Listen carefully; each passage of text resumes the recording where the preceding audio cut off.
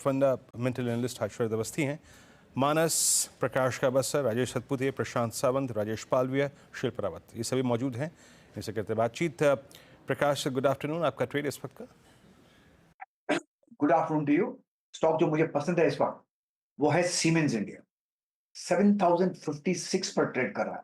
यहां से एक अपमूव मिलना चाहिए और मुझे लगता है जो स्टॉप लगेगा इस पर 6900, एक्चुअली 7000 लगा दे तो ठीक ही रहेगा। 61 रुपीज का stop, target on the upside 7200 के लगभग आते हैं, तो ये सीमेंस लगता है 7200 के लिए। ओके, प्रकाश सर का जो कॉल है सीमेंस है 7062 पर बाय कॉल है। मानस, आपका ट्रेड?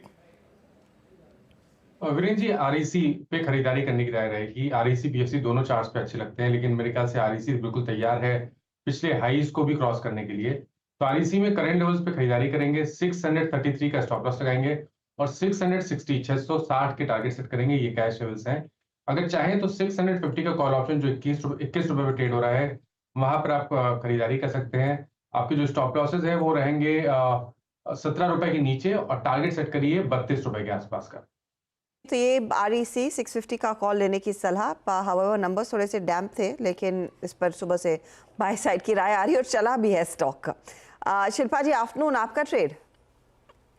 हर्षिता जी, मेरा सेल साइड में रहेगा अपोलो टायर्स में। अपोलो टायर्स 560 के स्टॉप लॉस से आप इसमें फ्यूचर्स में सेल कर सकते हैं फॉर टारगेट्स ऑफ 520 टू 505। थोड़ा पोजिशनल सेल भी रहेगा, लेकिन मुझे लगता है कि क्योंकि मार्केट थोड़ा अभी वॉबली है, यहाँ से थोड़ा फॉल हम देख सकते हैं, तो इसमें ये टारगेट्स आपके अचीव होते हुए दिखने चाहिए।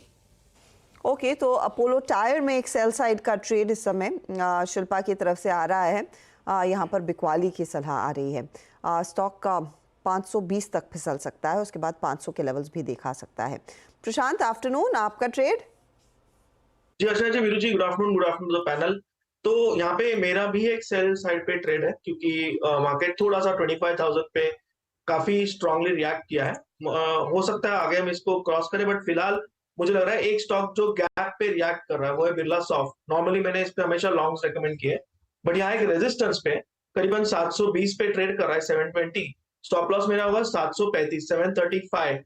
यहाँ से मेरा टारगेट वन राउंड नंबर 700 का होगा, बट ओवरऑल जो मेरा टारगेट है वो करीबन 685, जो कि स्विंग लोज बने हुए थे, वो होगा।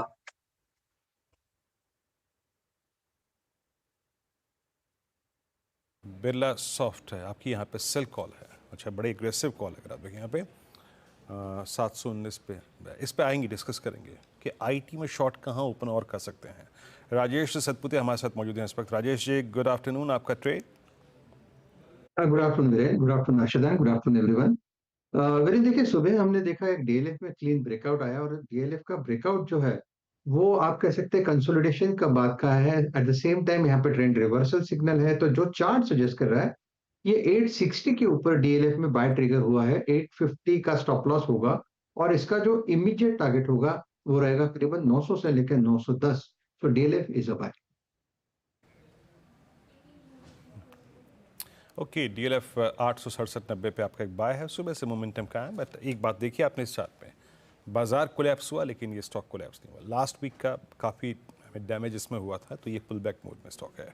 शरद अवस्थी हमारे से जुड़ चुके हैं। शरद जी, गुड आफ्टरनून, कार्यक्रम में स्वागत है। शरद, क्या चीज़ कर रहे हैं आप मार्केट में इस वक्त? इसमें कोई दो राय नहीं कि एक बड़े वर्टिकल राइज के बाद 25,000 पे एक स्ट्रॉन्ग रिजेक्शन आया है। कैसे रीड कर रहे हैं आप मार्केट को और आपका कॉल?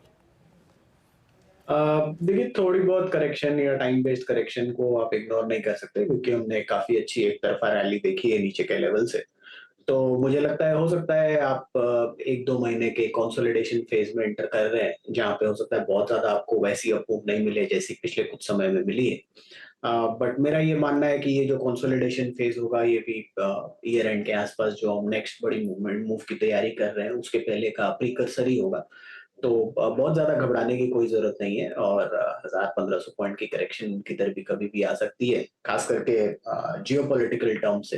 बट पॉजिटिव साइड पे ये है कि शायद जो पिछले साल भर से हम इंटरेस्ट रेट में कमी की उम्मीद मैं तो खास करके सोच रहा था, तो वो शायद अब फाइनली प्ले आउट करेगा। यूरोप में शायद इसी महीने से आपको दिखने लगे और बाकी यूएस वगैरह में मोस्ट प्रोबेबली क्वार्टर के एंड तक इफेक्टिवली आपको ये मूवमेंट्स कंफर्म हो जाएंगी। तो वो एक बहुत बड़ा पॉजिटिव होना चाहिए ग्लोबल मार्केट्स के लिए। फाइनल आउटकम क्या आता है वो बाद में देखा जाएगा, बट इनिशियली मेरे हिसाब से सेंटिमेंट के हिसाब से ईयर एंड रैली तक लीड करने के लिए वो एक काफी पॉजिटिव डेवलपमेंट होगा। तो हम ये स्ट्रेटेजी ले रखे हैं कि जितना नीचे बाजार मिलता है तो वहां पे एक्यूमुलेट करिए, ईयर एंड रैली में काफी बढ़िया पार्टिसिपेशन करने का मौका मिलना चाहिए। स्टॉक जो मैं रिकमेंड कर रहा हूँ वो है इंडसइंड बैंक कंपनी, देश की जानी मानी प्राइवेट सेक्टर बैंक है। हमारा ये मानना है कि 15 से 17% जैसी ग्रोथ आसानी से बैंक क्लॉक इन करेगा अगले 2 साल भी। इस क्वार्टर के नंबर्स में थोड़ा सा जीएनपीए में 10 बेसिस पॉइंट्स की एडिशन है, बट ये फर्स्ट क्वार्टर के नंबर्स में हम बहुत ज्यादा बैंक या एनबीएफसी या बीएफएसआई पूरी स्पेस में, इंश्योरेंस को छोड़ के बाकी किसी भी स्पेस में बहुत ज्यादा रिटेन नहीं करते। हमें लगता है नेक्स्ट क्वार्टर ऑनवर्ड जो लेंडिंग वाला स्पीड है वो अच्छी खासी पकड़ेगी।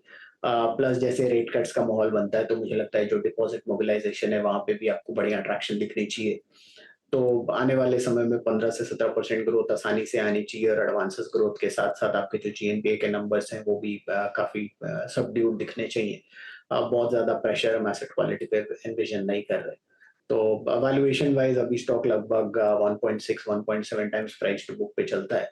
हमारा ये मानना है कि अगले 2 साल में 150 से पौने 200 रुपए जैसी एक्रेशन बुक वैल्यू में होनी चाहिए, और अगर stock 1.7 1.9 times price to book पे भी ट्रेड करता है तो 1800-1900 रुपए के लक्ष्य के हिसाब से इंडसइंड बैंक में खरीदारी करनी चाहिए।